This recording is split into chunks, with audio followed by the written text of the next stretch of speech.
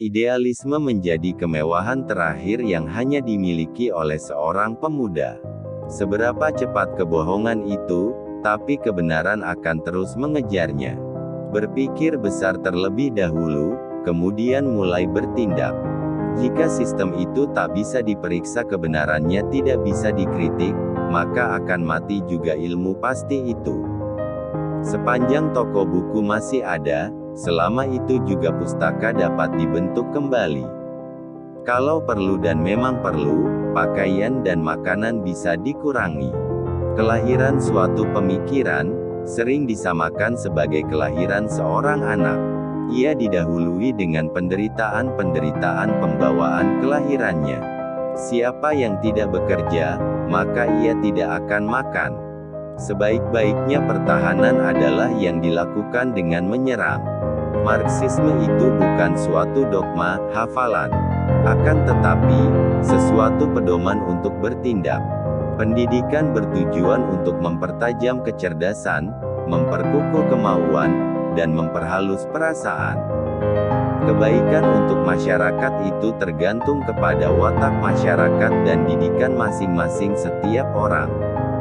Sebelum bangsa Indonesia mengerti dan mempergunakan segala kepandaian dan pengetahuan ala Barat, belum ia tamat dari sekolah Barat. Seorang akan mengeluarkan tenaga yang sama guna mendapatkan hasil yang sama juga. Kemauan dan keinginan rakyat itu sama dengan kemauan Tuhan. Siapa yang kuat di bidang perindustrian, menjadi pihak yang akan menang. Revolusi muncul dengan sendirinya sebagai hasil dari berbagai keadaan yang terjadi. Revolusi menjadi hal yang disebabkan oleh pergaulan hidup, satu sama dengan hakikat tertentu dari perbuatan-perbuatan dalam suatu masyarakat. Kebiasaan menghafal itu tidak akan menambah kecerdasan, justru menjadikan kita bodoh, mekanis, seperti halnya mesin. Jika suatu negara misalnya Amerika akan menguasai samudera dan dunia, dia mesti merebut Indonesia terlebih dahulu untuk sendi kekuasaan.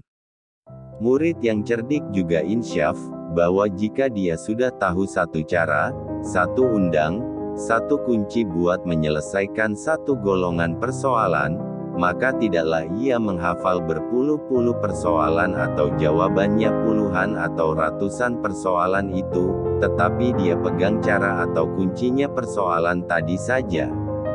Benda itu merupakan satu rantai, satu karma yang merantai hidup kita, hidup yang sengsara ini. Lapar bukan berarti kenyang untuk si miskin. Si lapar yang kurus kering tak akan bisa kita kenyangkan dengan kata kenyang saja, meskipun kita ulangi 1001 kali. Tidak ada sesuatu program revolusioner yang berarti, jika tak ada pergerakan dengan revolusioner. Revolusi Indonesia sebagian kecil menentang sisa-sisa feodalisme dan sebagian yang terbesarnya menentang imperialisme Barat yang lalim ditambah lagi oleh dorongan kebencian bangsa Timur terhadap bangsa Barat yang menggencet dan menghinakan mereka saat penjajahan. Pada pukulan terakhir yang menentukan, kita hanya bisa mendapat kemenangan, jika kita juga mengambil inisiatif bertahan agar supaya pukulan terakhir yang menentukan itu bisa mewujudkan tujuan kita. Tetapi jika Madilog masih kekurangan bentuk, saya pikir Madilog tidak kekurangan sifat. Pertukaran bentuk demi bentuk negara didorong karena perubahan ekonomi. Jika kelak nanti kapital asing akan terus merajalela di Indonesia, seperti sebelum tahun 1942, maka politik imperialisme juga yang akan merajalela di Indonesia di kemudian hari.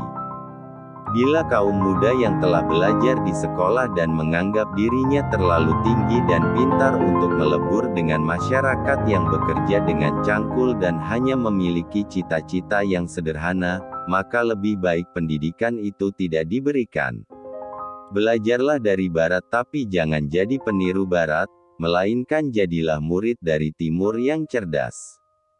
Dari terbentur, kemudian terbentuk.